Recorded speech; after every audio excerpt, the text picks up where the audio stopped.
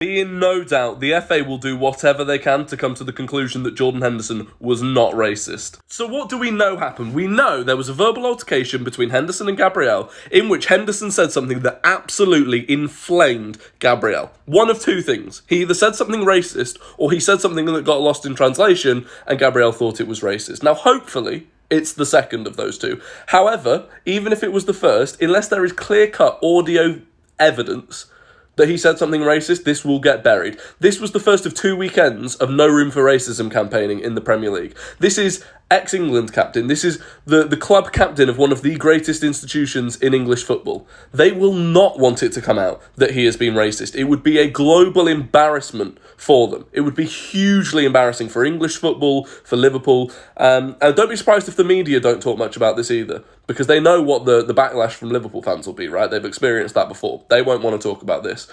But you look at the reactions of players after this happened. Tell me Firmino doesn't look like the most disappointed person on earth in that picture. And I know it's only a still, but it's damning. The Brazilian players then also had this meeting after the game where all four of them just looked very concerned, almost talking about like, what the hell has just happened? Michael Oliver also went and spoke to Arteta and Klopp, and both of them also looked concerned, like, what the hell? So I'm not saying either way. I have no idea if Henderson was racist or not. The one thing I do find weird is the amount of people saying, oh, Henderson's such a nice guy, he'd never be racist. You don't know him. You don't know Jordan Henderson. You know what he's like in TV interviews.